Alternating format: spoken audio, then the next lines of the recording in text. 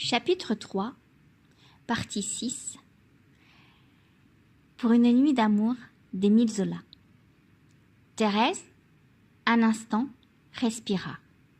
Elle ramenait ses cheveux devant la glace, elle défripait sa jupe en affectant de ne pas s'occuper du vaincu. Il pouvait bien se ramasser tout seul. Puis, elle le remua du pied, et comme il ne bougeait toujours pas, elle finit par se pencher, avec un petit froid dans le poil follet de sa nuque.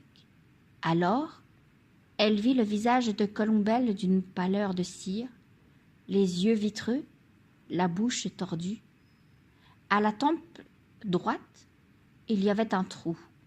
La tempe s'était défoncée contre l'angle de la commode. Colombelle était mort. Elle se releva glacée. Elle parla tout haut dans le silence. « Mort!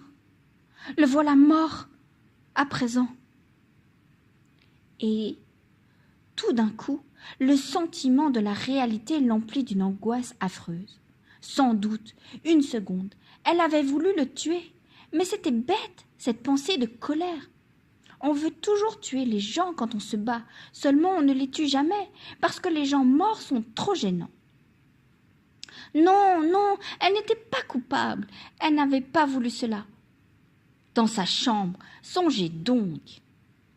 Elle continuait de parler à voix haute, lâchant des mots entrecoupés. « Eh bien, c'est fini.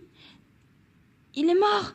Il ne s'en ira pas tout seul. » À la stupeur froide du premier moment, succédait en elle une fièvre qui lui montait des entrailles à la gorge, comme une onde de feu. Elle avait un homme mort dans sa chambre. Jamais elle ne pourrait expliquer comment il était là, les pieds nus, en manches de chemise, avec un trou à la tempe. Elle était perdue. Thérèse se baissa, regarda la plaie, mais une terreur l'immobilisa au-dessus du cadavre. Elle entendait Françoise, la mère de Colombelle, passer dans le corridor. D'autres bruits s'élevaient, des pas, des voix, les préparatifs d'une soirée qui devait avoir lieu le jour même. On pouvait l'appeler, la venir chercher d'une minute à l'autre.